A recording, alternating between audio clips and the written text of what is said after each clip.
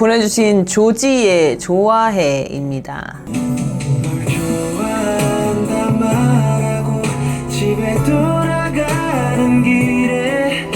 아유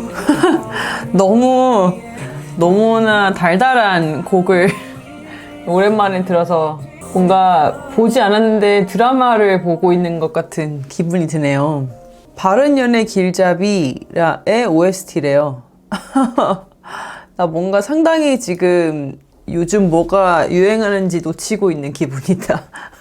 오늘은 계속 음악 틀고 이렇게 음악을 들으면서 조용히 있고 싶네요. 확실히 추워지니까 진짜 한 10분 전까지도 이불 속에 있다가 지금 나왔거든요. 너무 추워 나는. 여름이 아무리 덥다고 해도 추운 것보단 나은 것 같아 저는. 추우면 이렇게 온몸이 움츠러들고. 오늘 막 외근 나가고 그러신 거 아니죠? 내일은 더 춥다는데 꼭 따뜻한 사무실이나 집에서 일하시기를. 오늘은 제가 일잘러에 대해서 이야기를 하고 싶어서 이렇게 적어놨어요. 일잘러 이렇게 한 단어 적어놨어. 저는 혼자서 프리랜서로서 되게 많은 사람들하고 일을 하잖아요. 1대1로 클라이언트랑 일을 해야 될 때도 있고, 클라이언트가 원하는 일을 위해서 훨씬 많은 사람들을 제가 이렇게 꾸려서 일을 해야 될 때가 있고, 필요할 때마다 그 일에 맞는 멤버들을 이렇게 찾아서 일을 하고 있어요. 예를 들면은 유튜브 영상 의뢰가 들어온다. 저야 뭐 혼자서 찍을 때는 그냥 정말 똑딱이 카메라 하나 놓고 그냥 원테이크로 찍어서 대단한 효과 없이, 전 내용이 중요하니까 찍어오면 되지만, 저 클라이언트 잡은 일은 그렇게 할 수 없기 때문에 전문 영상 하시는 친구들과 한다던가, 아니면 예전에 어떤 기업이랑 할 때는 큰 콘텐츠를 다 만드는 일을 했었어요. 그러면 그거를 하기 위한 에디터들을 다 제가 막 섭외를 하고, 뭐 가이드를 주고, 뭐 데드라인을 주고, 제가 이제 받아서 편집도 해서 넘기고, 여러 가지 형태의 일을 이제 했었는데, 그 과정에서 제가 느끼는 일 잘하는 사람들은 회신이 빠른 것 같아요. 오케이면 오케이도 빨리, 거절이면 거절도 빨리 해줘요. 왜냐면은 알거든요. 자기가 거절을 빨리 해야 내가 플랜 B를 세울 수 있다는 거를. 특히 저는 섭외를 많이 하기 때문에, 뭐 이번에도 로컬 스티치라는 데랑 세미나를 10건을 해야 되는데, 그럼 10명을 섭외를 해야 되는 거죠. 이제 섭외를 하는 과정에서 한 명이 대답을 늦게 해주면 저는 이제 그 자리를 이분이 할지 말지를 알 수가 없는 거예요.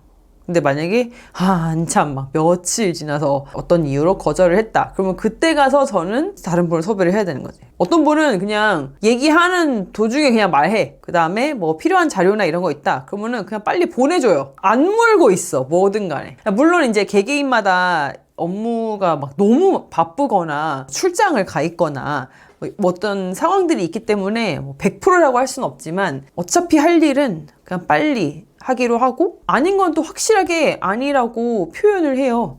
이게 나도 편하지만 본인도 되게 효율적이겠다. 저도 무슨 일이 있을 때 빨리 대답을 해요. 그리고 개인차가 있지만 좀 다양한 일을 하면서 앞으로 나아가는 분들을 보면은 자기한테 들어오는 일이나 기회에 있어서 너무 따지지 않는 것 같아요. 이게 나나 내 브랜드에 어떤 영향을 미칠까?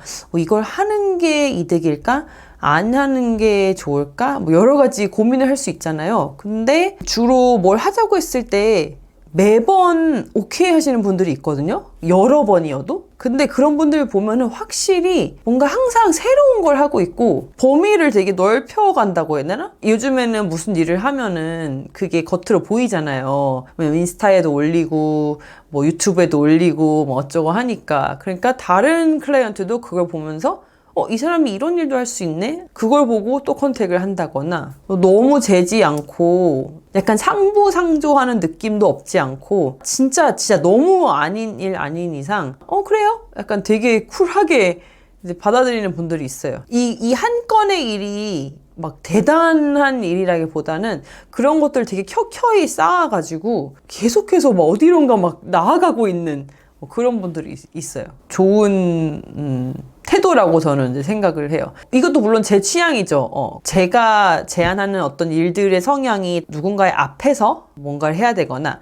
아니면 그 결과물이 겉으로 나중에는 노출이 돼야 한다거나, 그러니까 본인이. 예를 들면 저랑 콜라보 한다고 해서 어떤 물건이 나오는 게 아니잖아요. 본인의 인터뷰가 나오거나 하기 때문에 그런 게 이제 너무 성향이 안 맞거나 싫은 분도 있을 수 있죠. 근데 그것도 거절을 할 때 좀 확실하게 하시는 분들이 결국에는 자기 일도 되게 또렷하게 해나가시는 것 같다. 그리고 설령 조금 늦었다고 해도 그거를 매너 있게 잘 전달해 주시는 것 같아요.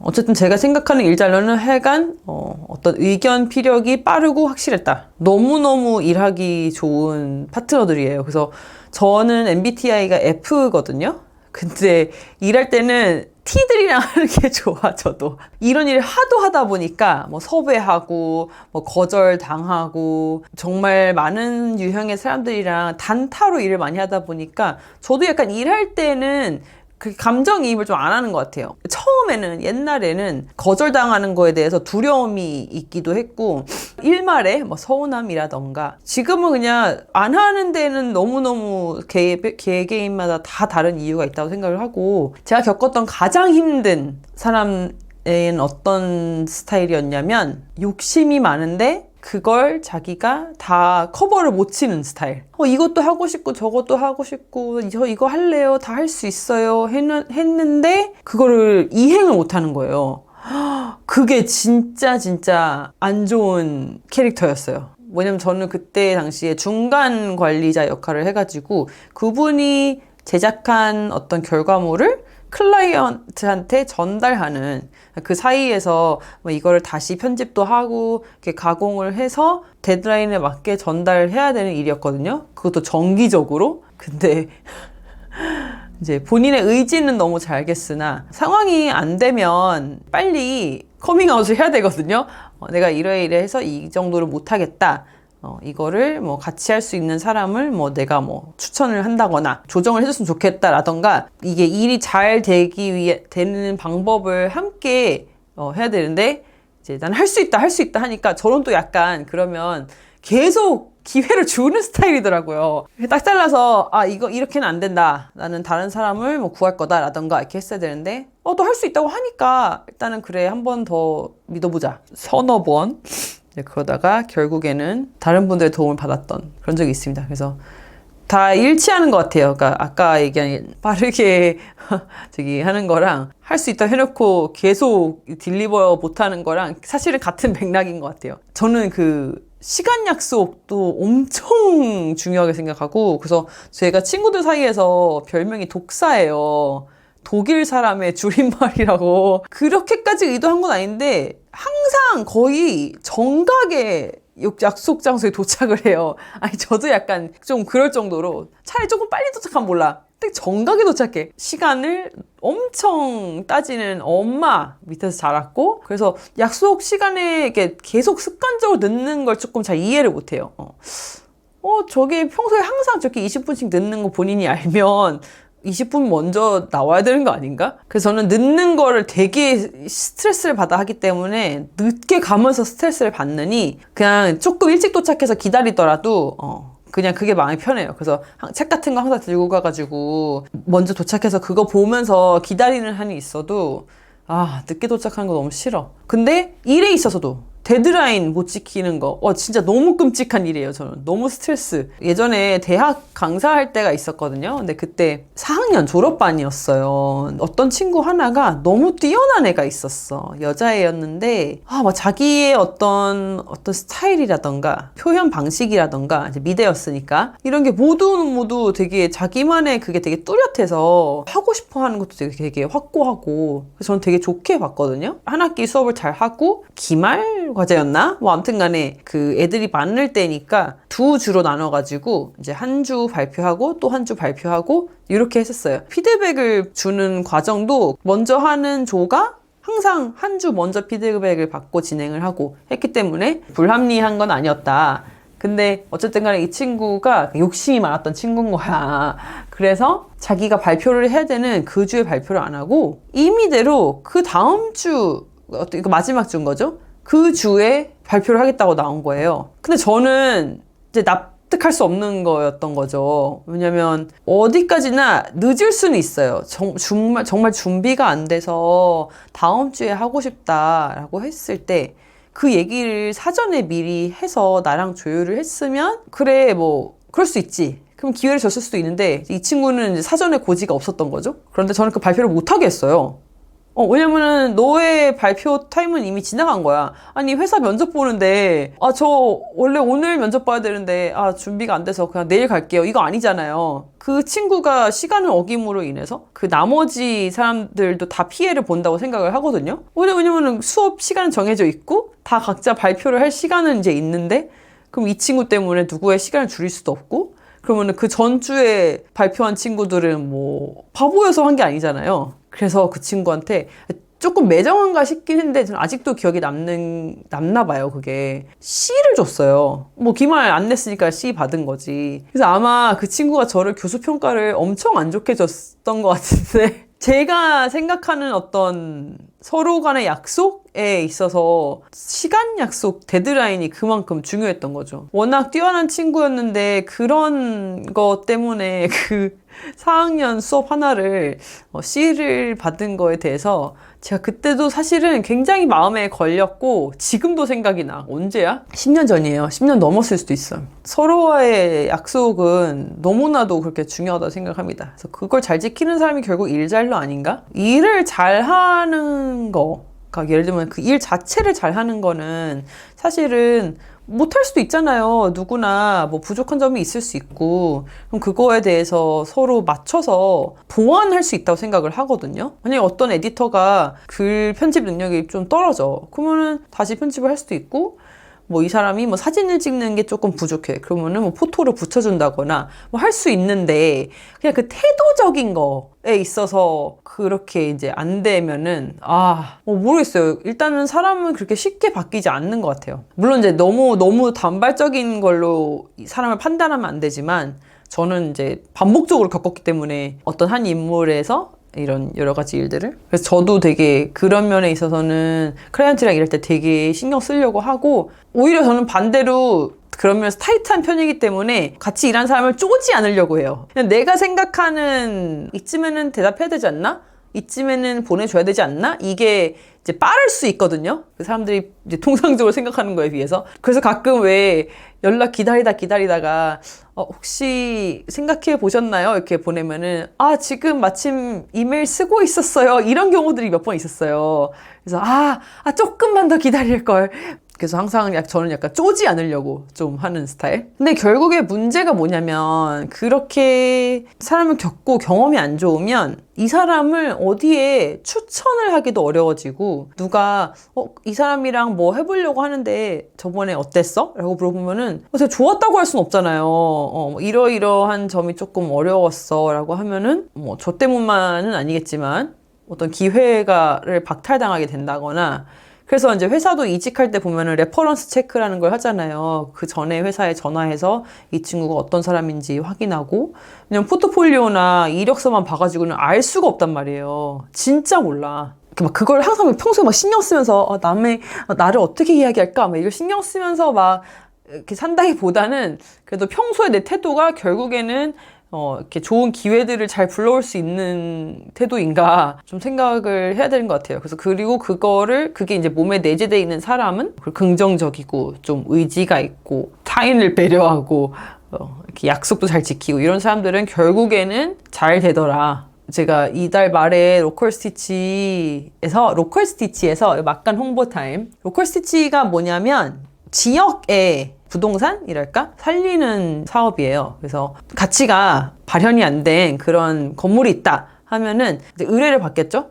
거기에다가 이제 그 로컬 브랜드들을 입점시키기도 하고 공유 오피스도 있고 뭐 서점도 있고 뭐 해가지고 이제 그 활성화를 시키는 거죠, 지역을. 그래서 그 주변의 젊은 크리에이터들이나 이제 사람들이 와서 일도 하고 또 숙박시설로도 작용을 해서 장기 투숙도 되지만 또 여행 오는 분들이 하루 이틀 잘 수도 있고 되게 그런 젊은 바이브가 많이 느껴지는 그런 곳인데 한국의 지점이 20개나 돼요. 그래서 이번에 홍대를 중심으로 스튜디오라든지 공간들이 있잖아요. 방문해서 볼 수도 있고, 일하기 좋은 카페들이 있잖아요. 거기서 이렇게 일도 할 수 있는 어떤 그런 장치들과, 그 다음에 한 15개 정도의 이런 브랜드나 크리에이터들의 이제 이야기를 듣고, 또 워크숍들도 이제 껴있는 그런 세미나 해가지고 22일부터 25일까지 4일 동안 제가 그중에 10개를 맡았는데, 좋은 브랜드들 많아요. 하나조라던가, 아침, 그 TWB라고 수건 브랜드도 있고, 스테이폴리오 대표님 대신 장인성 대표님도 있고, 그래서 이번에 그 10분을 저의 네이밍 워크숍도 하나 껴있습니다. 그래서 이제 이름 필요하신 분들은 오셔서, 물론 제가 이제 소수로 하는 거에 비하면은 조금 더 가볍게 하겠지만, TWB 너무 좋죠. 저희 집의 모든 수건이 TWB예요. 그 두껍고 폭신폭신한 게 너무 좋아서 쓰고 있어요. 절 포함 10팀을 섭외하면서 또 한 번, 내가 생각하는 일잘러란 이런 거구나 한번 되게 확실하게 느꼈고, 어머, 벌써 30분이 지났네요. 사실 제가 생각하는 일잘러의 조건이 그것만은 아닐 텐데, 이번에 너무 한번 또 뼈저리게 느껴가지고, 일단 오늘 중간곡 한번 듣고 올게요. 또 생각하시는 어떤 일잘러의 조건이 있다면 댓글로 남겨주세요.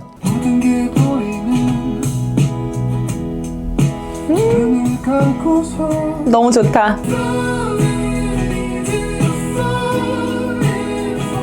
근데 생각해보면은 그런 것도 있는 것 같아요. 자기가 잘 할 수 있는 일을 아는 거? 그걸 알면 모든 일에 욕심부리지 않을 수 있거든요? 그러면 남한테 피해를 주지도 않을 텐데.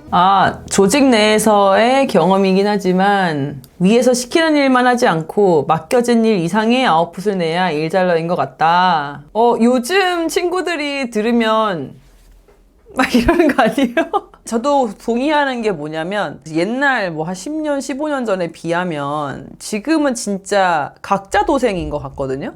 그러니까 회사에 있어도 결국에는 자기 이름으로 일하는 분들 있잖아요. 특히 마케터 분들이 그런 걸 잘하는 것 같긴 한데, 뭐 예를 들면 이승희 님이라던가, 그 스테이폴리오 대표님 대신 장인성 님이라던가, 그 오롤리데이의 CBO로 계신 김상민 님이라던가, 보면은 어쨌든 다 어떤 조직에 속해 있지만 밖에서 봤을 때는 그 사람을 그 사람으로 이제 알아보잖아요, 이제는. 그런 분들은 꼭 책도 한 권씩 쓰셨어. 결국엔 이제 그렇게 하려면은 위에서 시키는 일만 해서는 그렇게 될 수가 없죠. 그래서 그 사람을 어떤 조직에서 원해서 데려가기도 하고, 또 조직이 아니라 밖에 나와서도 그런 사람들은 자기만의 어떤 일을 만들어가면서 살 수가 있는데, 결국에는 그렇게 되려면 이제 내가 내 이름을 가지고 나의 어떤 세계를 계속해서 만들어 가야 하는, 그게 이제 이번에 그 송기령 사장님이 쓰신 시대예보 호명사회에 나오는 이야기죠.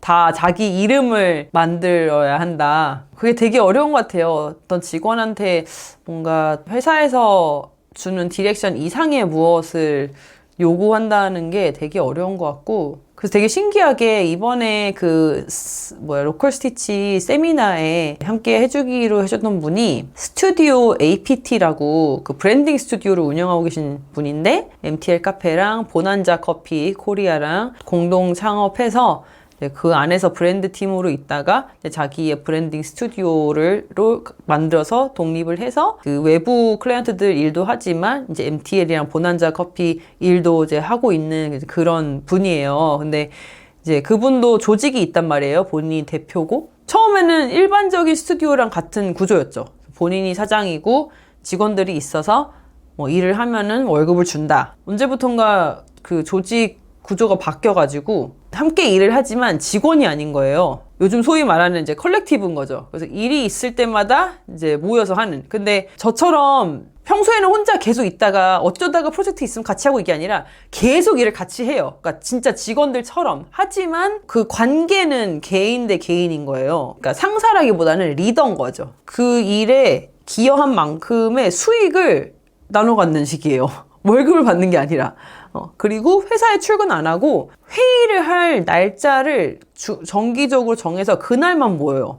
그 외에는 다 각자 집이나 뭐 어디서든 간에 자기가 맡은 부분을 그냥 해오는 거예요. 그 대표가 디렉션을 주고 뭐 어떤 기준을 설정을 해놓는 거죠. 이만큼은 돼야 이제 클라이언트한테 딜리버 할 수 있다. 그러니까 이분들은 어떻게 보면은 정말로 실력적으로 계속해서 이거를 내놓지 않는 이상 함께 일을 할 수가 없는 거예요. 어떻게 보면은 되게 얄짤없는데 보통 그냥 되게 고정적인 월급 이상의 수익을 낼 수도 있고, 그리고 본인이 여기서 더 이상 같이 일을 안 하게 됐을 때도 너무너무 확실한 나만의 포트폴리오와 이제 그런 것들을 가지고 내 일을 또 해낼 수 있는 거죠. 그러니까 이미 이렇게 일을 하는 과정에서 내가 스스로 일을 하는 방법을 이미 아는 거죠.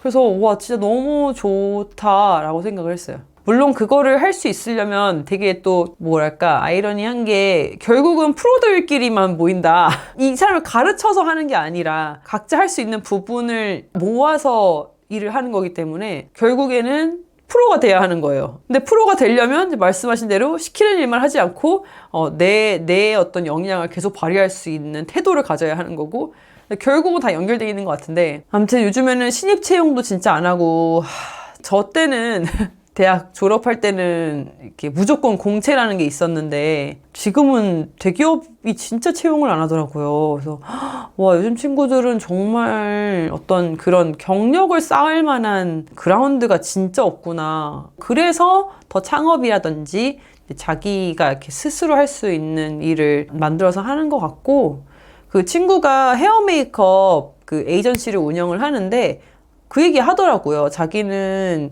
옛날에 샵이나 뭐 미용실이나 이런 데서 꼭 어시로 시작을 해서 다 이렇게 배워가면서 했는데, 요즘에는 인스타나 이런 게 워낙 활성화돼 있으니까 메이크업은 또 어떻게 보면은 도제식 교육이 아니어도 하려면 또 하잖아요, 얼추? 그리고 취향의 영역이기 때문에 저 사람은 뭐 예를 들면 경력이 막 10년은 아니지만 저 사람의 어떤 스타일 마음에 들어. 그럼 일을 줄 수도 있는 거잖아요. 요즘에는 그런 식으로 인스타그램을 통해서 데뷔하는 그런 해외 아티스트들이 많다고 얘기하더라고요. 확실히 그런 면에서는 내 거를 만들어 갈 수 있는 어떤 장벽은 낮아졌으나, 저희가 얘기하는 어떤 프로가 되기 위한 경력을 쌓을 수 있는 그런 조직적인 측면에서의 기회들은 되게 많이 줄어들었다고 생각이 들고, 좀 더 선택의 폭이 넓었으면 좋겠으나 갈수록 좀 힘든 세상인 것 같아요. 그래서 저는 저희 아이가 이제 7살이고 내년에 초등학교 들어가는데, 저희 때는 저희 부모님들이 상상한 대로 살고 있지 않지만 저 같은 모습으로 살 거라고 저희 부모님이 상상이나 했겠어요? 하지만 그래도 이렇게 되는 게 잘 되는 거야, 혹은 이렇게 살아야 해 라는 어떤 부모님들의 그림이 있었단 말이에요. 예를 들면은 뭐 좋은 대학 가서 좋은 직장 들어가서 뭐 안정적인 연봉을 받고 뭐 결혼해서 애 낳고 등등, 어떤 지금 시대에는 안 맞아도 그 세대에서 상상하는 우리의 모습이 있었는데, 저희 다음 세대의 모습은 정말로 상상이 안 가요. 도대체 얘네들은 뭘 해서 먹고 살고 어떤 가족의 형태 혹은 어떤 커뮤니티의 모습으로 살아갈지, 그리고 그때는 모르긴 몰라도 우리나라에 외국 사람들이 정말 많을 텐데 반은 외국 사람이지 않겠어요? 대한민국이란 나라가 앞으로 한 20-30년 뒤에는 어떤 모습일지 아예 상상이 안 가요. 그래서 걱정은 되죠. 어떤 상황이든 내 자식이 걱정이 안 될 순 없지만, 그래도 한편으로 좋은 거는 얘가 어떻게 살아야 한다라는 그 기준 자체가 없으니까 정말 네가 알아서 살아라라고 이렇게 놓을 수 있을 것 같은? 이 머릿속에서 나오는 게 얼마나 좁겠어요.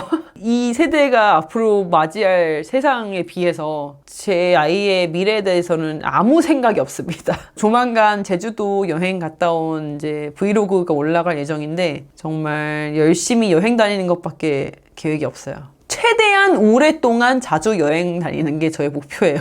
보나케차 베를린 갔다 오신 얘기 들어야 되는데 오늘 워낙 일하는 얘기를 하고 있어가지고 모르겠어요. 근데 저는 특히 일에 있어서는 뭔가 평균적인 얘기를 하기가 좀 힘들 것 같아요. 워낙 그냥 혼자서 어떻게 보면은 제가 또 하고 싶은 일만 하면서 사니까 감히 어디다가 숟가락 올리겠습니까? 아이한테 좋을 것 같다고요? 저도 우리 호수가 부러워요. 아유, 좋겠다. 뭐 툭 하면 엄마가 여행 가자 그러고, 이게 되게 좋은 걸음이 되겠죠? 민헨에서 차량 견인된 이야기가 있다고요? 견인비 70만 원? 대박이다. 어디 주차를 잘못하셨나? 남편이 유튜브에 올리라고 하셨어요? 유튜브 시작하셨나요? 그 찍었어야 되는데 그 견인 된 거 차를 찾으러 갔는데 어딨어? 우리 차 어딨어? 랑 이제 막 지금 차를 찾으러 가고 있습니다. 이렇게 이제 찍어야 되는데 브이로그에 편집하고 있어요. 70만 원. 아까운 돈이지만 그만큼의 조회수가 나오기를. 70만 원 세다. 우리나라는 그 정도는 아니지 않나요? 남편의 보스 자켓과 바꿨나요? 자켓 사려고 한 게 있었는데 못 샀군요. 뭐 자켓이야 뭐. 지금 너무 아깝지만 뭐 누구 안 다친 게 얼마나 다행입니까. 진짜 여행 가면은 그게 제일 걱정인 것 같아요. 어디 다칠까 봐. 병원 가기가 힘드니까. 특히 애들이랑 다닐 때는 애들은 꼭 다치는 걸 떠나서 뭐 꼭 열 나거나 뭐 장염이 온다거나 진짜 비상약을 이만큼 가져가야 돼요. 밤 10시에 견인돼서 비도 내리고 너무 고생 많이 하셨다. 그래도 이렇게 무사히 귀환하신 거 축하드립니다. 또 돌아오셔가지고 너무 반가워요. 라디오 할 때마다 들어오시는 케찹들이 되게 기다려지거든요. 이게 실제로 만난 적은 없지만 오늘도 오시겠지 하면서 제가 이제 이걸 켠답니다. 미래는 이제 안 가신다고? 민회는 근데 저도 언제야? 거의 20년 전에 지나가는 느낌으로 하루 이틀 가봤는데 약간 되게 회색 도시 아닌가요? 베를린은 너무 좋죠. 전 내년에는 호수랑 발리 여행을 계획하고 있어요. 같이 가기로 한 친구랑 한 1년 넘었나? 계를 넣고 있어요. 여행 계. 왜냐면 초등학교 들어가면 이제 방학이 있잖아요. 방학 때 뭐 해요? 그래서 그 친구 아이도 동갑이어가지고 그 친구가 저 소시적에 발리에서 서핑하고 다녔던 그게 있어서 저는 발리를 한 번도 안 가봤는데 내년에 한번 가보려고 해요. 발리 좋다는 얘기는 많이 들었는데 애기 재우면서 맨날 들어요? 애기 재우면서 맨날 같이 잠들어서 못 왔는데 오랜만에 너무 재밌어요. 애기가 많이 어린가요? 근데 저도 9시 반에서 10시 사이에 호수를 재우거든요. 사실 침대에서 기어 나오기 너무 힘들어요. 아이 재우면서 이렇게 사라락 잠드는 게 진짜 꿀잠이거든요. 그리고 그때 사실 다시 깨서 뭔가 활동을 하면 너무 이렇게 말똥말똥해져서 오히려 밤에 잠이 잘 안 오고 그때 약간 사르르 잠든 거를 그대로 들고 와서 제 침대에서 밤잠 들어가면 그게 진짜 꿀인데 제가 그래도 수요일 밤은 무조건 이렇게 다시 책상에 앉죠. 발리만의 향기와 색감 너무 기대돼요. 근데 아직 가려면 1년 넘게 남았어. 겨울방학이 길다고 해서 겨울에 가려고요. 겨울에 가야 발리도 날씨가 좋지 않나요? 모르겠어요. 친구 말로는 발리의 어떤 숙박 이런 비용이 많이 비싸지가 않다고 해서 좀 이렇게 길게 가기도 좋다고 하더라고요. 호수도 그렇고 저도 그렇고 수영하는 거 좋아하니까 불프 때 수영복을 좀 사놔야 되나? 그러면? 원래 여행은 가기 전에 설레임이죠. 그쵸? 전 앞으로 1년 동안 설렐 수 있겠네요. 가기 전이 기분이나 이런 거는 뭔가 더 좋고 갔다 와서는 이제 또 그 다음 표를 끊어놓는 거죠. 1년 뒤 거 막 이렇게. 아니 역시 여행 얘기하니까 또 다들 저번에 요리 얘기했을 때 엄청 활발했는데 저 그 뒤로도 양배추를 엄청 볶아서 많이 먹었어요. 그렇게 하루에 한 끼 정도는 그렇게 먹어야 좀 속이 조금 편한 것 같아요. 저희 집엔 이제 양배추가 떨어지지 않습니다. 추워져도 테니스 해야죠. 사실 지금 추운 것도 아니에요. 영하 한 10도는 돼야 춥다 하지. 단지 이제 추워질 때의 문제는 이렇게 몸이 어쨌든 조금 굳어 있으니까 많이 풀어줘야 되고 이런 부상 같은 거 조금 조심해야 되고 테니스는 1년 12달 쉬지 않습니다. 진짜 어디 여행 가 있지 않는 이상 그거 외에는 달리 운동하는 게 없기 때문에 그 일주일에 2번 레슨하는 거 그것마저 없으면 너무 슬퍼요. 봄부터 배우는 걸로 네, 어차피 아직 시작 안 하셨다면 그냥 봄부터 하시는 것도 네, 괜찮아요. 겨울에 시작하면 좋은 게 뭐냐면 그때는 신규 등록하는 사람들이 별로 없기 때문에 내가 원하는 타임을 좀 더 선택할 수 있는 가능성이 높을 수 있다. 봄 되면은 다 등록하잖아요. 뭐 헬스장이든 뭐 테니스든 수영이든 뭐 책도 이만큼 사고 그때는 뭔가 다 치열해. 근데 겨울에는 아무도 안 한다. 오히려 이제 나가는 사람들이 있죠. 너무 추워서 못하겠어요 막 이러면서. 그리고 실내가 있는 테니스장이면 뭐 히터도 트는 것 같더라고요. 너무 추울 때는 그 코치님들도 밖에서 하루 종일 레슨하는 게 어렵기 때문에 또 실내도 적극 활용하시면 좋습니다. 겨울에 실내에서 기초를 좀 다지고 그다음에 봄에 야외 코트 있는 데 나가서 이제 그때부터 좀 잘 치는 거죠. 틀어드리고 싶었던 곡이 있었는데 전 이 노래 들으면 조금 약간 다운돼서 그렇긴 하지만 워낙 좋아하는 곡이에요. 집으로 돌아가는 길에 네, 이 곡 너무 좋아요. 잘될 거라고 김유나 님이 정말 대단하신 분인 것 같아요. 그 뭔가 질환을 앓고 계시던데? 그래서 정기적으로 병원에 가서 이렇게 주사 맞고 잘못하면 큰일 날 수도 있는 병인 것 같더라고요. 근데 그거를 관리하면서 이렇게 활동을 하신다고 해서 너무 놀랐어요. 너에겐 자격이 있으니까. 진정한 일잘러. 그쵸. 그 아나운서 이름 뭐지?